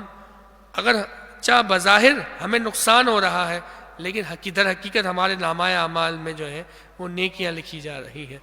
تو یہ رب کی رحمت ہے، اور اس کی رحمت بہانہ تلاش کرتی ہے کہ میں اپنے بندے کو بخش دوں، اس کی گناہوں کو معاف کر دوں. تو فرمایا کہ ہم نے انہیں لوٹا دیا ان کی ماں کی طرف کہ ماں کی آنکھ ٹھنڈی ہو. ولا تحزن، اور غم نہ کھائے. وَلِتَعْلَمَ أَنَّ وَعْدَ اللَّهِ حَقٌّ، اور تاکہ جان لیں کہ بے شک اللہ کا وعدہ سچ ہے. وَلَكِنَّ أَكْثَرَهُمْ لَا يَعْلَمُونَ، لیکن اکثر لوگ نہیں جانتے. یہاں رکوع کا اختتام ہوا. محبت سے درود پاک پڑھیں. اللہم صلی علی سید.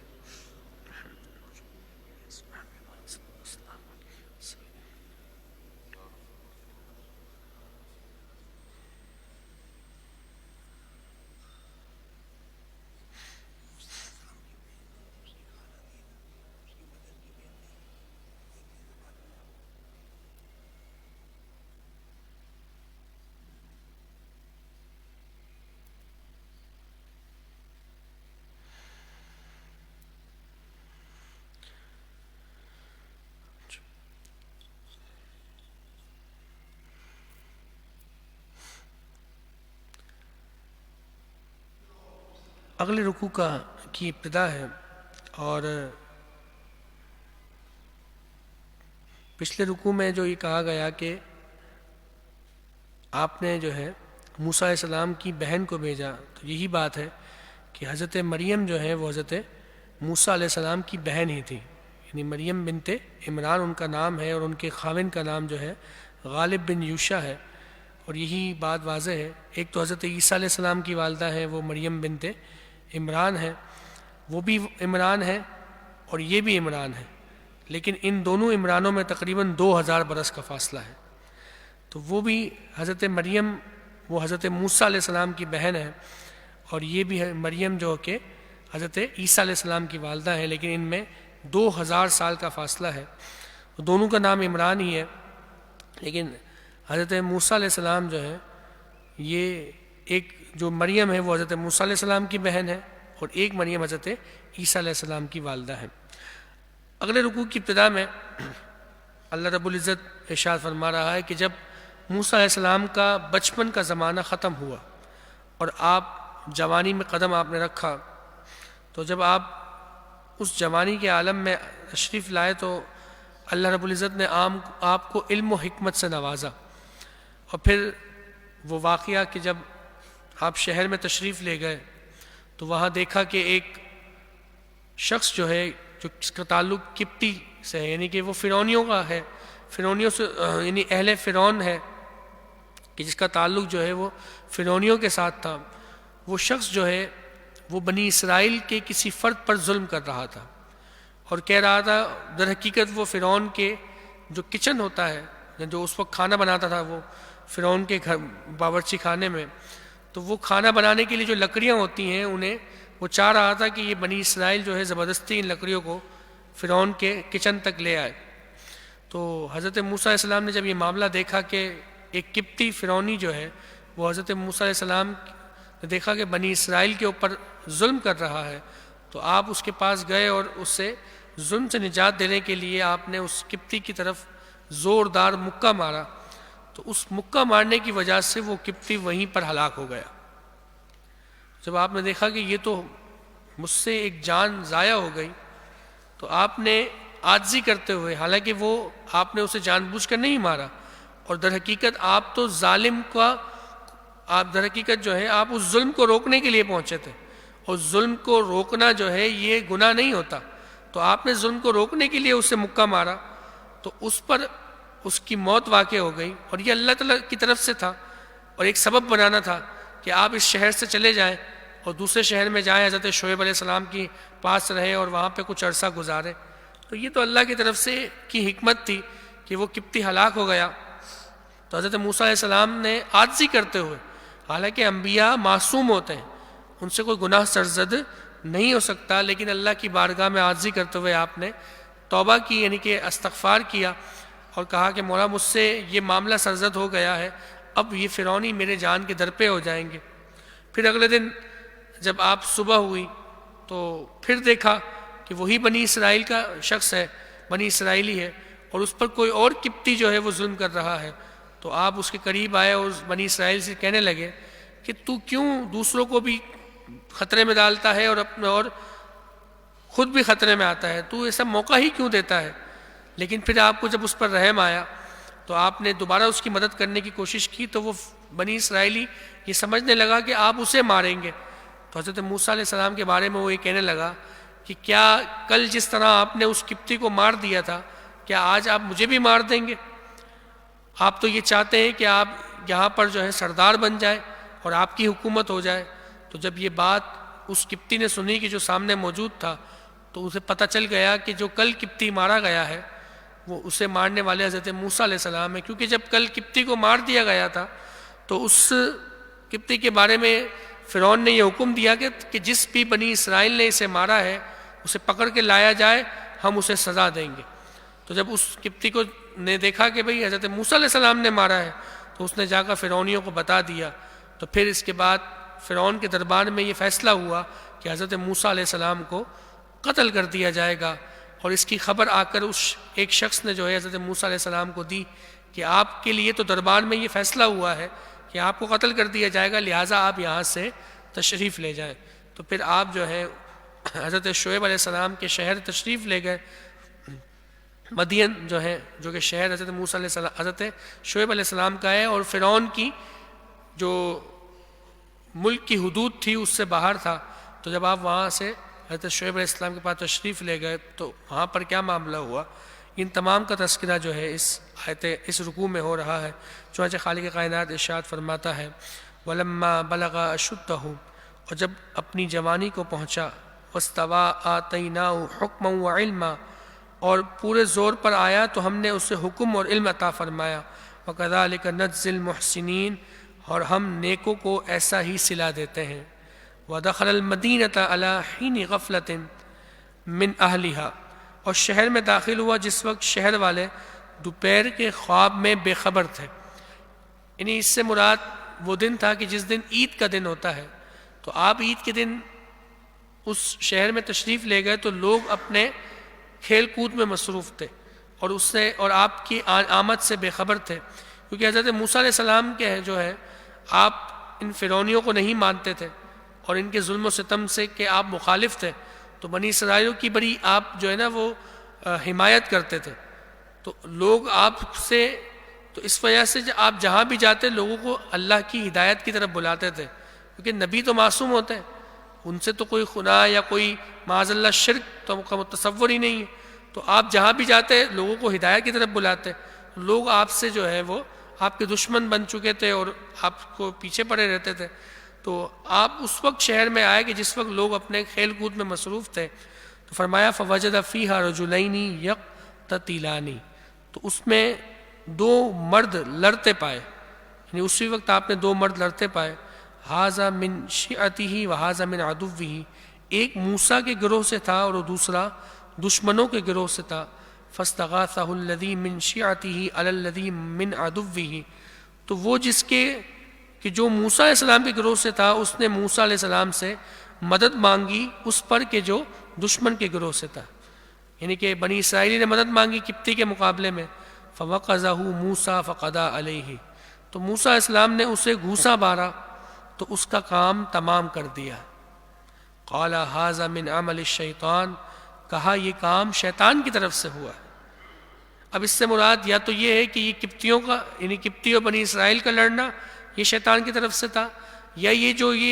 اسے میں نے مکہ مارا اور یہ ہلاک ہو گیا تو اس کا مکہ مارنے کی وجہ سے اس کا مرنا جو ہے یہ شیطان کی طرف سے ہے، یعنی کہ یہ جو میرا کام مجھ سے سرزد ہوا کہ میں نے اسے ایسا مارا ہے کہ اس سے کیا ہو گیا، یہ ہلاک ہو گیا، یہ کام تو ایسا ہے جیسے کہ شیطان کی طرف سے ہوا۔ انہ عدو مضل مبین، بے شک وہ دشمن ہے کھلا گمراہ کرنے والا، یعنی شیطان تو کیا ہے، کھلا گمراہ کرنے والا دشمن ہے۔ قال ربی انی ظلمت نفسی فاغفر لی فغفر لہ، عرض کی ہے میرے رب میں نے اپنی جان پر زیادتی کی تو مجھے بخش دے، تو رب نے اسے بخش دیا۔ یہ حضرت موسیٰ علیہ السلام کی عاجزی تھی، حالانکہ آپ سے کوئی گناہ نہیں ہوا تھا، آپ تو ظالم کو سبق سکھانے کے لیے آپ نے ایسا کام کیا اور ظلم کو روکنے کے لیے کیا، لیکن پھر بھی آپ نے اللہ کی بارگاہ میں اس کا استغاثہ کیا کہ اسے آپ کی اس خطا کو بخش دیا جائے، تو اللہ نے آپ کو بخش دیا۔ انہ هو الغفور الرحیم، بے شک وہی بخشنے والا مہربان ہے۔ قال ربی بما انعمت علی فلن اکون ظہیرا للمجرمین، عرض کیے میرے رب جیسا تو نے مجھ پر احسان کیا تو اب ہرگز میں مجرموں کا مددگار نہ ہوں گا، یعنی کہ اللہ رب العزت کی بارگاہ میں آپ نے دعا کی کہ اب مجھے کسی دوسری طرف لے جا، اب میں ان فرعونیوں کے ساتھ نہیں رہوں گا، کیونکہ اب میں اگر ان کے ساتھ رہوں گا تو یہ تو ظالم ہے اور لوگوں پر ظلم کرتے ہیں، تو ان کے ساتھ رہ کر میں بھی ان کی حمایت کرنے والا ہو گیا، مولا تو مجھے یہاں سے لے جا کہ میں اب ان کی حمایت کرنے والا نہیں ہوں گا۔ فَأَصْبَحَ فِي الْمَدِينَةِ خَائِفًا يَتَرَقَّبُ، تو صبح کی اس شہر میں ڈرتے ہوئے اس انتظار میں کہ کیا ہوگا، حضرت موسیٰ علیہ السلام نے انتظار میں کہ کیا ہوگا۔ فَإِذَا الَّذِي اسْتَنصَرَهُ بِالْأَمْسِ فَإِذَا الَّذِي اسْتَنصَرَهُ بِالْأَمْسِ يَسْتَصْرِخُهُ، جبھی دیکھا کہ وہ جس نے کل ان سے مدد چاہی تھی وہ فریاد کر رہا ہے، یعنی اگلے دن پھر وہی بنی اسرائیلی ہے اور وہ اب دوبارہ حضرت موسیٰ علیہ السلام سے مدد مانگ رہا ہے کہ مجھ پر دوبارہ کوئی قبطی کیا کر رہا ہے، ظلم کر رہا ہے۔ قال له موسیٰ انک لغوی مبین، موسیٰ علیہ السلام نے اس سے فرمایا بے شک تو کھلا گمراہ ہے، تجھے کیا ضرورت تھی تو ان کے سامنے آتا ہے، تو ان کے سامنے نہیں آیا کر کے پھر یہ تجھ پر ظلم کرے۔ فلما ان اراد ان یبطش بالذی هو عدو لہما، تو جب موسیٰ نے چاہا کہ اس پر گرفت کرے کہ جو ان دونوں کا دشمن ہے، یعنی اس بنی اسرائیلی کا اور حضرت موسیٰ علیہ السلام کا، یعنی آپ نے چاہا کہ اس قبطی کی میں گرفت کروں، تو قال یا موسیٰ،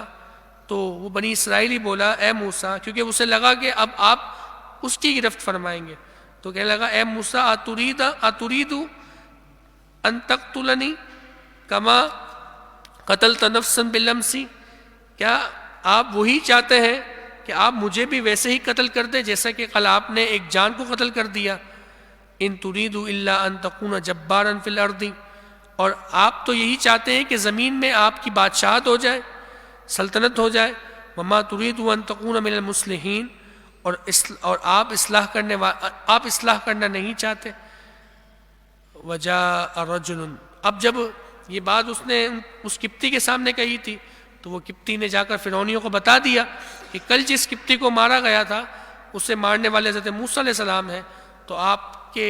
قتل کا منصوبہ جو ہے وہ فرعونیوں کے دربار میں ہوا، تو اس کی خبر آ کر اس شخص نے دی۔ فرمایا وجاء رجل من اقصى المدینۃ یسعی، اور ایک شخص شہر کے کنارے سے دوڑتا ہوا آیا۔ قال، اس نے کہا یا موسیٰ، اے موسیٰ، ان الملأ یأتمرون بک لیقتلوک فاخرج انی لک من الناصحین، فرمایا اے موسیٰ بے شک دربار والے آپ کے قتل کا مشورہ کر رہے ہیں، تو آپ اس شہر سے نکل جائیے، میں آپ کا خیر خواہ ہوں۔ فخرج منہا خائفا یترقب، تو اس شہر سے آپ نکل گئے ڈرتے ہوئے اس انتظار میں کہ اب کیا ہوگا۔ قال ربی نجنی من القوم الظالمین، آپ نے عرض کی کہ اے میرے رب مجھے ظالموں سے نجات عطا فرما۔ اللہ رب العزت ہمیں بھی ان ظالم حکمرانوں سے نجات عطا فرمائے، جیسے حضرت موسیٰ علیہ السلام کو فرعونیوں سے نجات عطا فرمائے، اللہ ان ظالم حکمرانوں سے ہمیں بھی نجات عطا فرمائے۔ یہاں رکوع کا اختتام ہوا، محبت سے درود پاک پڑھیں، اللہم صلی محمد علیہ وصحبہ صلاۃ والسلام علیک یا سیدی یا رسول اللہ۔ آگے ارشاد فرمایا ولما توجہ تلقا مدین، اور جب مدین کی طرف متوجہ ہوئے، قال عسى ربی ان یہدینی سواء السبیل، کہا قریب ہے کہ میرا رب مجھے سیدھی راہ بتائے گا، کیونکہ آپ اس راستے سے واقف تو نہیں تھے، آپ کو نہیں پتا تھا کہ مجھے جانا کہاں ہے، تبھی آپ نے اللہ کی بارگاہ میں دعا کی کہ میرا رب مجھے جو ہے وہ جو راستہ ہے صحیح جانے کا وہیں مجھے لے جائے گا۔ ولما ورد ماء مدین وجد علیہ امۃ من الناس یسقون، اور جب مدین کے پانی پر آیا تو وہاں لوگوں کے ایک گروہ کو دیکھا کہ اپنے جانوروں کو پانی پلا رہے۔ وجد من دونہم امرأتین تذودان، اور ان سے اس طرف دو عورتیں دیکھیں کہ اپنے جانوروں کو روک رہی ہیں۔ یعنی جب حضرت موسیٰ علیہ السلام وہاں پہنچے تو آپ نے دیکھا کہ کنویں پر بہت سارے چرواہے موجود ہیں جو اپنے اپنے جانوروں کو پانی پلا رہے ہیں، اور وہیں پر دو خاتون کھڑی ہوئی ہیں لیکن کچھ ہٹ کر کھڑی ہوئی ہیں اور اپنے جانوروں کو روکے ہوئے ہیں۔ تو آپ نے جا کر، اور وہ دونوں عورتیں جو ہیں وہ حضرت شعیب علیہ نبی جینا علیہ السلام کی صاحبزادیاں تھیں۔ تو آپ نے جب حضرت موسیٰ علیہ السلام نے ان دونوں کو دیکھا کہ وہ الگ ہو کر کھڑی ہوئی ہیں تو آپ نے ان سے دریافت کیا کہ آپ پانی کیوں نہیں پلاتی؟ تو وہ کہنے لگی کہ یہ جو لوگ ہیں جب یہ چلے جائیں گے پھر ہم پانی پلائیں گے، کیونکہ یہ لوگ طاقتور لوگ ہیں، ہمارے جانور وہ پانی نہیں پلانے دیں گے۔ تو حضرت موسیٰ علیہ السلام نے جو ہے وہاں قریب میں ایک دوسرا کنواں تھا جس پر ایک بہت بھاری پتھر رکھا ہوا تھا، آپ نے اس پتھر کو، کہ جس پتھر کو بہت سارے لوگ مل کر ہٹا سکتے تھے، اکیلے ہی اس پتھر کو ہٹا دیا اور اس کنویں کا منہ کھول دیا، اور جو ان کے جانور تھے ان دونوں کے، ان کے جانوروں کو پانی پلا دیا۔ اور جب آپ نے پانی پلا دیا تو وہ جانور لے کر واپس چلی گئی، اور چونکہ گرمی کی وجہ سے آپ نے کھانا بھی نہیں کھایا تھا، آپ کو بھوک بھی لگی تھی، تو آپ سائے میں آ کر بیٹھ گئے اور آپ وہاں بیٹھ کر اللہ کی بارگاہ میں دعا کرنے لگے۔ ایسے میں ان دونوں خاتون میں سے ایک آپ کے پاس آئیں اور کہنے لگی کہ آپ کو ہمارے والد بلا رہے ہیں تاکہ آپ کو اس کی اجرت دیں جو آپ نے ہمارے ساتھ تعاون کیا ہے۔ پھر حضرت موسیٰ علیہ السلام نے حضرت شعیب علیہ السلام کو سارا واقعہ بتایا کہ جو آپ کے ساتھ فرعونیوں کے دربار معاملہ ہوا اور آپ نے وہاں پرورش پائی اور جو آپ سے وہ حادثہ پیش آیا۔ پھر اس کے بعد حضرت شعیب علیہ السلام نے کہا کہ آپ میرے پاس رہیں اور میں آپ کا نکاح جو ہے اپنی دونوں صاحبزادیوں میں سے ایک کے ساتھ کر دوں گا، اس شرط پر کہ آپ جو ہے وہ میرے پاس 8 سال تک ملازمت کریں، اور یا پھر آپ 10 سال کریں اگر آپ چاہیں تو، لیکن چونکہ انبیاء کرام جو ہیں وہ مستحب پر عمل کرتے ہیں تو 8 سال تو آپ پر واجب تھے اور مستحب یہ تھا کہ آپ 10 سال کام کرتے، تو آپ نے 10 سال وہاں پر پورے کیے، اور پھر اپنی زوجہ کو لے کر جو ہے وہ کوہ طور کی طرف گئے، تو وہاں پر اللہ رب العزت نے آپ کو نبوت سے سرفراز کیا۔ اسی کا ذکر جو ہے قرآن مجید میں ہے، فرمایا کہ ولما ورد ماء مدین وجد علیہ امۃ من الناس یسقون، اور جب مدین کے پانی پر آیا وہاں لوگوں کے ایک گروہ کو دیکھا کہ اپنے جانوروں کو پانی پلا رہے ہیں۔ ووجد من دونہم امرأتین تذودان، اور ان سے اس طرف 2 عورتیں دیکھیں کہ اپنے جانوروں کو روک رہی ہیں۔ قال ما خطبکما، موسیٰ علیہ السلام نے ان عورتوں سے فرمایا کہ تم دونوں کا کیا حال ہے؟ قالتا، وہ بولیں کہ لا نسقی حتی یصدر الرعاء، کہا کہ ہم پانی نہیں پلاتے جب تک سب چرواہے پلا کر واپس نہ چلے جائیں۔ اب سوال یہ پیدا ہوا کہ تم عورت ہو کر کیوں گھر سے باہر نکلی ہو؟ کیا تمہارے گھر میں کوئی مرد نہیں ہے؟ تو اس کا جواب دیتے ہوئے انہوں نے کہا کہ وَأَبُونَا شَيْخٌ کبیر، اور ہمارے والد جو ہیں وہ بہت برے ہو چکے ہیں، یعنی ان کی ایک عمر ہو چکی ہے، اب وہ اس کی طاقت نہیں رکھتے کہ وہ آئے اور جانوروں کو پانی پلائے، اس لیے ہمیں مجبوراً جو ہے یہاں پہ آنا پڑ رہا ہے۔ فَسَقَىٰ لَهُمَا، تو حضرت موسیٰ علیہ السلام نے ان دونوں کے جانوروں کو پانی پلایا۔ ثُمَّ تَوَلَّىٰ إِلَى الظِّلِّ، پھر سائے کی طرف پھرے۔ فَقَالَ رَبِّي إِنِّي لِمَا أَنزَلْتَ إِلَيَّ مِنْ خَيْرِ فَقِيرٌ، اور عرض کی کہ اے میرے رب، میں اس کھانے کا کہ جو تو میرے لیے اتارے گا محتاج ہوں۔ بڑی ہی پیاری دعا ہے، ربی انی لما انزلت الیہ من خیر فقیر۔ جو شخص ہر نماز کے بعد 7 مرتبہ اس آیت کریمہ کا ورد کرتا ہے تو وہ کبھی زندگی میں محتاج نہیں ہوگا کسی کا، اور اس کے رزق میں، کاروبار میں ترقی ہوگی۔ تو 7 مرتبہ ہر نماز کے بعد اس کا ورد جو ہے بڑا فائدہ مند ہے، ربی انی لما انزلت الیہ من خیر فقیر، کہ جو تو میری طرف کوئی بھی بھلائی کو اتارے گا تو میں تو اس کا کیا ہوں، محتاج ہوں۔ فجاءته احداهما تمشی علی استحیاء، تو ان دونوں میں سے ایک حضرت موسیٰ علیہ السلام کے پاس آئی شرم سے چلتی ہوئی، یعنی کہ با پردہ ہو کر اور آنکھیں جھکا کر۔ قالت ان ابی یدعوک لیجزیک اجر ما سقیت لنا، تو کہنے لگی کہ بے شک میرے والد آپ کو بلا رہے ہیں تاکہ آپ کو اس کی اجرت دے کہ جو آپ نے ہمارے لیے پانی پلایا ہے جانوروں کو۔ فلما جاءہ وقص علیہ القصص، پس جب آپ حضرت شعیب علیہ السلام کے پاس آئے اور ان پر اپنا واقعہ بیان کیا، قال لا تخف، شعیب علیہ السلام نے کہا کہ آپ خوف نہ کھائیں، نجوت من القوم الظالمین، آپ بچ گئے ظالموں سے، یعنی آپ کو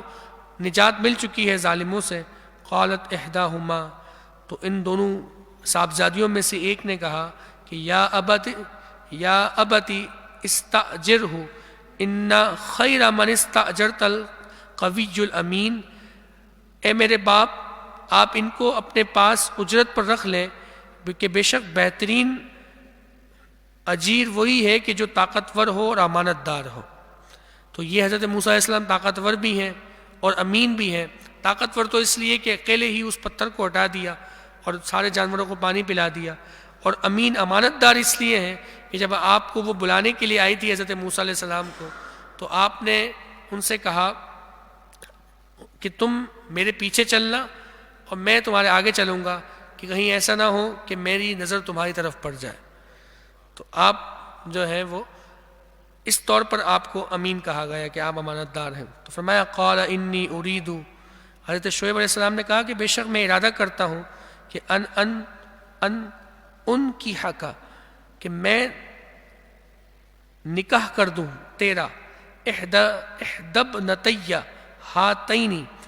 میری ان 2 بیٹیوں میں سے کسی ایک کے ساتھ، الا اس پر کہ ان تأجرنی 8 حجج، کہ تو میرے پاس 8 برس تک ملازمت اختیار کر۔ فَإِنْ أَتْمَمْتَ عَشْرًا فَمِنْ عِنْدِكَ، پس اگر تو 10 سال پورے کرتا ہے تو یہ تیری طرف سے ہے، یعنی کہ 8 سال تو تجھ پر لازم ہے، اور اگر 2 سال مزید یعنی 10 سال مکمل کرتے ہیں تو یہ تیرے لیے مستحب ہے۔ وَمَا أُرِيدُ أَنْ أَشُقَّ عَلَيْكَ، اور میں تمہیں مشقت میں ڈالنا نہیں چاہتا۔ سَتَجِدُنِي إِنْ شَاءَ اللَّهُ مِنَ الصَّالِحِينَ، قریب ہے کہ انشاءاللہ تم مجھے نیکوں میں سے پاؤ گے۔ قَالَ ذَلِكَ بَيْنِي وَبَيْنَكَ،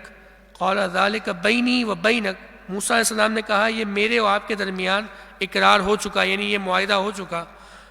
اَيَّمَا الْأَجَلَيْنِ قَضَيْتُ فَلَا عُدْوَانَ عَلَيَّ وَاللَّهُ عَلَى مَا نَقُولُ وَكِيلٌ، میں ان دونوں میں سے جو میعاد پوری کر دوں تو مجھ پر کوئی مطالبہ نہیں، یعنی کہ یا تو میں 8 سال پورے کروں یا پھر میں 10 سال پورے کروں، ان میں سے جو بھی کروں پھر مجھ پہ مطالبہ نہیں کیا جائے گا، اور ہمارے اس کہے پر اللہ کا ذمہ ہے، یعنی ہمارا یہ جو ہم کہہ رہے ہیں اللہ اس پر گواہ ہے اور اللہ اسے دیکھ رہا ہے۔ یہاں رکوع کا اختتام ہوا۔ محبت سدود پاک پڑھیں، اللہم صلی علی کرم آلہ وصحبہ وبارک وسلم، صلاۃ و سلام علیک یا سیدی یا رسول اللہ۔ آگے ارشاد فرمایا کہ فلما قضى موسى الاجل وسار باهله آنس من جانب الطور نارا، پھر جب موسیٰ علیہ السلام نے اپنی میعاد کو پوری کر دیا تو اپنی بیوی کو لے کر چلے طور کی طرف سے ایک آگ دیکھی۔ جب آپ اپنی بیوی کو لے کر چلے تو دیکھا راستے میں آپ نے کوہ طور سے ایک آگ کو دیکھا۔ قال لأہلہ آلہم کثوا انی آنست نارا لعلی آتیکم منہا بخبر او جذوۃ من النار لعلکم تصطلون۔ تو اپنی زوجہ سے کہا کہ تم یہاں پر ٹھہرو، بے شک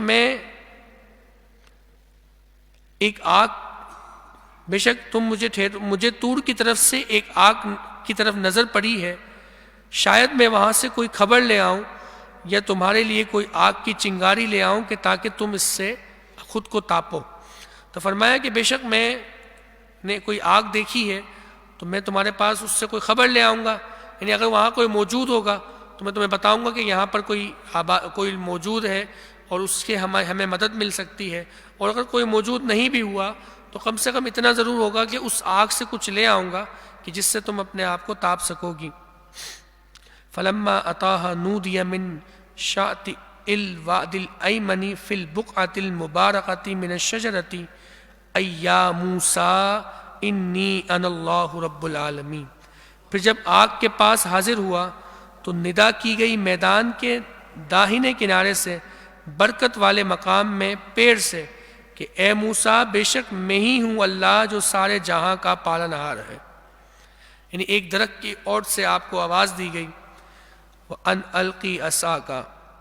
اور ندا دی گئی کہ اپنے عصا کو زمین پر ڈالو۔ فَلَمَّا رَآهَا، تو جب موسیٰ علیہ السلام نے عصا کو دیکھا تَهْتَزُّ كَأَنَّهَا جَانٌّ، دیکھا کہ وہ تو حرکت کر رہا ہے گویا کہ وہ سانپ ہے۔ وَلَّا مُدْبِرًا وَلَمْ يُعَقِّبْ، تو پیٹ پھیر کر چل دیے اور مڑ کر نہ دیکھا۔ یا موسیٰ، اللہ نے ندا کی اے موسیٰ اقبل، واپس آ جائیں، ولا تخف، اور خوف نہ کھائے، انک من الآمنین، بے شک تجھے امان ہے۔ یہ جب حضرت موسیٰ علیہ السلام وہاں حاضر ہوئے تو کوہ طور پر تفصیلی واقعہ ہے کہ جس میں اللہ رب العزت نے آپ سے کلام فرمایا اور پھر کہا کہ میں تمہیں نبی بنا کر بھیج رہا ہوں فرعونیوں کی طرف، اور اس کے لیے تمہیں نشانیاں دے رہا ہوں۔ تو کہا کہ یہ جو عصا ہے اس عصا کو تم زمین پر ڈالو۔ تو جب حضرت موسیٰ علیہ السلام نے وہ عصا کہ جس سے آپ بکریوں کو جو ہے وہ آگے چراتے تھے، آپ نے اس عصا کو زمین پر جب ڈالا تو وہ عصا جو ہے وہ سانپ بن گیا۔ تو چونکہ آپ نے پہلی مرتبہ ایسا دیکھا تھا، اور کوئی بھی شخص ایک انسانی جو معاملات ہیں اس کا تقاضا یہ ہے کہ جب کوئی انسان کسی ایسی چیز کو دیکھتا ہے کہ جو اس نے کبھی نہیں دیکھی ہو تو بظاہر تھوڑی دیر کے لیے اس پر جو ہے وہ انسانی بشری تقاضے کے اعتبار سے اس پر کوئی چیز غالب آ جاتی ہے اور وہ خوف کر جاتا ہے۔ تو یہی معاملہ ہوا حضرت موسیٰ علیہ السلام کے ساتھ کہ جب آپ نے دیکھا کہ یہ تو سانپ بن گیا تو آپ اس ایسے واقعے کی جو ہے نا وہ آپ کو مطلب کہ آپ جو ہے ایک دم سے جب آپ کے سامنے یہ معاملہ پیش آیا تو آپ گھبرا گئے، اور گھبرا کر آپ پیچھے پلٹنے لگے۔ تو اللہ نے فرمایا موسیٰ علیہ السلام سے کہ آپ گھبرائے نہیں، بے شک آپ کو کچھ بھی نہیں ہوگا، اس عصا پر دوبارہ ہاتھ رکھیں، اس سانپ کے اوپر دوبارہ ہاتھ رکھیں، یہ دوبارہ عصا بن جائے گا۔ تو آپ کو یہ نشانی دی گئی کہ آپ کے عصا سے جو ہے وہ سانپ بن گیا۔ اور دوسری نشانی پھر فرمائی کہ اسلک یدک فی جیبک تخرج بیضاء من غیر سوء، اپنے ہاتھ گریبان میں ڈال تو یہ نکلے گا سفید چمکتا ہوا کہ جس میں کوئی عیب نہیں ہوگا۔ یہ دوسری نشانی آپ کو عطا کی گئی کہ ید بیضاء یعنی چمکتا ہوا ہاتھ آپ کو عطا کیا گیا۔ وَضْمُمْ إِلَيْكَ جَنَاحَكَ مِنَ الرَّهْبِ، اور اپنے ہاتھ اپنے سینے پر رکھ لے کہ خوف دور کرنے کو ہوگا، یعنی کہ آپ پر جو خوف اس وقت طاری ہو گیا تھا سانپ کو دیکھ کر، تو فرمایا اپنے اس ہاتھ کو دوسرے ہاتھ پر رکھے گا تو تیرا خوف جو ہے وہ دور ہو جائے گا۔ فَذَانِكَ بُرْحَانَانِ مِن رَبِّكَ إِلَىٰ فِرْعَوْنَ وَمَلَئِهِ، تو یہ دو حجتیں ہیں، یعنی یہ جو دلیلیں ہیں، یہ دو نشانیاں ہیں تیرے رب کی طرف سے فرعون اور اس کے درباریوں کے لیے، یعنی یہ جو دو حجتیں تجھ پر قائم کی گئی ہیں، ایک تو ید بیضاء اور دوسرا وہ عصا کہ جو سانپ بن گیا، تو یہ فرعونیوں کے لیے نشانیاں ہیں۔ انہم کانوا قوما فاسقین، بے شک وہ فاسق قوم ہے۔ قال ربی انی قتلت منہم نفسا فاخاف ان یقتلون، اور چونکہ حضرت موسیٰ علیہ السلام تو فرعونیوں کے شہر میں ایک قبطی کو مار کر آئے تھے، تو آپ نے کہا کہ اگر میں اس شہر میں جاؤں گا تو یہ لوگ مجھے مار دیں گے. تو آپ نے رب کی بارگاہ میں عرض کی کہ اے میرے رب، بے شک میں تو ان میں سے ایک جان کو قتل کر چکا ہوں، تو میں خوف کرتا ہوں کہ وہ مجھے قتل کر دیں گے. وَأَخِي هَارُونَ هُوَ أَفْصَحُ مِنِّي لِسَانًا، اور میرا بھائی ہارون تو اس کی زبان مجھ سے زیادہ صاف ہے. فَأَرْسِلْهُ مَعِيَ رِدْءً يُصَدِّقُنِي، تو اسے میری مدد کے لیے رسول بنا کہ وہ میری تصدیق کرے. اسے میری مدد کے لیے کیا بنا؟ رسول بنا کہ وہ میری تصدیق کرے. انی اخاف ان یکذبونی، بے شک مجھے ڈر ہے کہ وہ لوگ مجھے جھٹلا دیں گے. یعنی اگر میں اکیلا جاؤں گا تو وہ مجھے جھٹلا دیں گے، اور میں نے جو ان کے بندے کو قتل کر دیا تھا تو وہ اس کے بدلے میں مجھے قتل کر دیں گے. قال سنشد عضدک باخیک، فرمایا قریب ہے کہ ہم تیرے بازو کو تیرے بھائی سے قوت دیں گے، یعنی ہم تیرے بھائی ہارون کو بھی نبوت عطا کریں گے. وَنَجْعَلُ لَكُمَا سُلْطَانًا فَلَا يَصِلُونَ إِلَيْكُمَا، اور تم دونوں کو غلبہ عطا فرمائیں گے، اور تو وہ تم دونوں کا کچھ بھی نقصان نہیں پہنچا سکیں گے. بِآیاتِنَا، ہماری نشانیوں کے سبب. أَنْتُمَا وَمَنِ اتَّبَعَكُمَ الْغَالِبُونَ، ہماری نشانیوں کے سبب تم دونوں اور جو تمہارے پیروکار ہیں غالب آؤ گے. یہ جو ہم نے تمہیں نشانیاں دی ہیں، تو انتما ومن اتبعکم الغالبون، یعنی تم دونوں اور جو کوئی تمہاری پیروی کرے گا وہ سب کے سب غالب آؤ گے. فلما جاءہم موسیٰ بآیاتنا بینات، تو جب ان کے پاس موسیٰ علیہ السلام روشن نشانیاں لے کر گئے، قالوا ما ھذا الا سحر مفترا وما سمعنا بھذا فی آبائنا الاولین، تو وہ بولے یہ تو نہیں ہے مگر بناوٹ کا جادو، اور ہم نے اپنے اگلے باپ داداؤں میں ایسا کبھی نہیں سنا. یعنی فرعونیوں کو جب ہدایت کی دعوت دی حضرت موسیٰ علیہ السلام نے اور یہ اپنے معجزات دکھائے، تو فرعونی یہ کہنے لگے یہ تو کھلا جادو ہے، یہ تو بناوٹی ایک جادو ہے کہ جو ہمیں فریب میں ڈالنے والا ہے. اور جو بات آپ کر رہے ہیں کہ اللہ ایک ہے اور وہی خدا ہے، تو ایسی بات تو ہمارے باپ داداؤں سے بھی ہم نے کبھی نہیں سنی. وقال موسیٰ ربی اعلم بمن جاء بالہدی من عنده ومن تکون له عاقبۃ الدار، اور موسیٰ علیہ السلام نے فرمایا کہ میرا رب خوب جانتا ہے جو اس کے پاس سے میں ہدایت لایا ہوں اور جس کے لیے آخرت کا گھر ہوگا. انہ ومن تکن له عاقبۃ الدار، اور جس کے لیے آخرت کا گھر ہوگا. انہ لا یفلح الظالمون، بے شک ظالم مراد کو نہیں پہنچتے. یعنی کہ مجھے معلوم ہے کہ جو میں لے کر آیا ہوں وہ اللہ کے پاس سے ہدایت کو ہی لے کر آیا ہوں، اور یہ ہدایت اس کے لیے ہے کہ جس کے لیے آخرت میں گھر ہے. یعنی جو اس ہدایت کو قبول کرے گا اس کے لیے آخرت میں گھر ہوگا، لیکن ظالم جو ہیں وہ کبھی بھی مراد کو نہیں پہنچ سکتے. وقال فرعون یا ایھا الملأ ما علمت لکم من الہ غیری، فرعون بولا اے درباریوں میں تمہارے لیے اپنے سوا کوئی خدا نہیں جانتا. معاذ اللہ، خدائی کا دعویٰ کرنے لگا کہ میرے سوا کوئی خدا نہیں ہے. فَأَوْقِدْ لِي يَا هَامَانُ عَلَى الطِّينِ فَاجْعَل لِّي صَرْحًا لَعَلِّي أَطَّلِعُ إِلَىٰ إِلَٰهِ مُوسَىٰ وَإِنِّي لَأَظُنُّهُ مِنَ الْكَاذِبِينَ.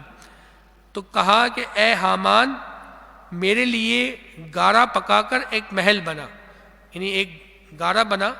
اسے آگ میں تپاؤ اور اسے تپا کر اینٹ بناؤ اور اینٹ سے تم جو ہے محل بناؤ کہ شاید میں موسیٰ کے خدا کو جھانک آؤں. یعنی جب اس کے پاس کوئی جواب نہیں بن پایا نا، اور نشانیوں کو دیکھ کر اس نے دیکھا کہ لوگ جو ہیں موسیٰ علیہ السلام کی طرف توجہ کر رہے ہیں، تو ان کی توجہ کو ہٹانے کے لیے وہ اس طرح کی باتیں کرنے لگا کہ میرے سوا کوئی خدا نہیں ہے، میں ہی خدا ہوں. اور کہنے لگا کہ اپنے وزیر کو یہ حکم دیا حامان کو کہ تم میرے لیے ایک محل تعمیر کرو کہ تاکہ میں جا کر دیکھوں کہ موسیٰ کا خدا کون ہے. معاذ اللہ وہ خدائی کا دعویٰ کرنے لگا. کہا کہ میں جھانک آؤں کہ موسیٰ کا خدا کون ہے، اور بے شک میرے گمان میں تو وہ جھوٹا ہے. یعنی معاذ اللہ کہنے لگا کہ حضرت موسیٰ علیہ السلام جو ہے وہ تو جھوٹ بول رہے ہیں، ایسا کچھ بھی نہیں ہے. وَاسْتَكْبَرَ هُوَ وَجُنُودُهُ فِي الْأَرْضِ بِغَيْرِ الْحَقِّ، اور اس نے اور اس کے لشکریوں نے زمین میں ناحق تکبر کیا، بڑائی کی. وَظَنُّوا أَنَّهُمْ إِلَيْنَا لَا يُرْجَعُونَ، اور وہ یہ سمجھ بیٹھے کہ انہیں ہماری طرف پھرنا نہیں ہے. ہر ظالم کی عادت ہوتی ہے کہ جب وہ ظلم کرتا ہے نا تو وہ سمجھتا ہے کہ وہ اس دنیا میں ہمیشہ رہے گا. آپ دیکھیں نا کہ ان ظالموں کو جب حکومت ملی ہے اور ان کو اقتدار ملا ہے تو تو یہ سمجھ بیٹھے ہیں کہ یہ ہمیشہ ان کے پاس رہے گی، ہمیشہ یہ حکومت کرتے رہیں گے، حالانکہ ایسا نہیں ہے، بلکہ ایک دن یہ سب کچھ ختم ہو جانا ہے۔ اصل جو بادشاہت ہے، حکومت ہے، وہ اس رب تعالیٰ کی ہے جو تمام جہاں کا پالنہار ہے۔ تو فرمایا کہ وہ سمجھے کہ انہیں ہماری طرف پھرنا نہیں ہے، فَأَخَذْنَاهُ وَجُنُودَهُ، ہم نے اسے اور اس کے لشکر کو پکڑ لیا، فَنَبَذْنَاهُمْ فِي الْيَمِّ، اور دریا میں پھینک دیا، فَانظُرْ كَيْفَ كَانَ عَاقِبَةُ الظَّالِمِينَ، تو دیکھو کیسا انجام ہوا ظالموں کا، کہ ظالموں کو ہم نے ڈبو کر مار دیا۔ وَجَعَلْنَاهُمْ أَئِمَّةً يَدْعُونَ إِلَى النَّارِ، اور ہم نے دوزخیوں کا پیشوا بنایا کہ وہ آگ کی طرف بلاتے ہیں۔ وَيَوْمَ الْقِيَامَةِ لَا يُنصَرُونَ، اور قیامت کے دن ان کی مدد نہ ہوگی۔ وَأَتْبَعْنَاهُمْ فِي هَذِهِ الدُّنْيَا لَعْنَةً، اور اس دنیا میں ہم نے ان کے پیچھے لعنت لگا دی، کہ آج تک فرعون کا جو جسم ہے وہ زمین پر موجود ہے، اور ہر بندہ اس پر کیا کر رہا ہے؟ لعنت کر رہا ہے، اور یہاں تک کہ جب بھی بندہ قرآن میں جو ہے فرعونیوں کا ذکر پڑھتا ہے تو ان پر لعنت ہی بھیجتا ہے۔ تو فرمایا ہم نے اس دنیا کی زندگی میں ان پر لعنت لگا دی۔ وَيَوْمَ الْقِيَامَةِ هُمْ مِنَ الْمَقْبُوحِينَ، اور قیامت کا دن تو ان کے لیے برا ہی ہوگا، یعنی وہ برے لوگوں میں سے ہوں گے قیامت کے دن۔ تو قیامت کے دن بھی ان کے لیے رسوائی ہے، اور دنیا میں بھی ان کے لیے لعنت ہی ہے۔ اللہ، یہاں رکوع کا اختتام ہوا۔ اللہ رب العزت سے دعا ہے کہ جو کچھ ہم نے سنا اس پہ ہمیں عمل پیرا ہونے کی توفیق عطا فرمائے۔ وآخر دعوانا ان الحمد للہ رب العالمین۔ ایک بار سورہ فاتحہ، 3 بار سورہ اخلاص پڑھ لیجیے۔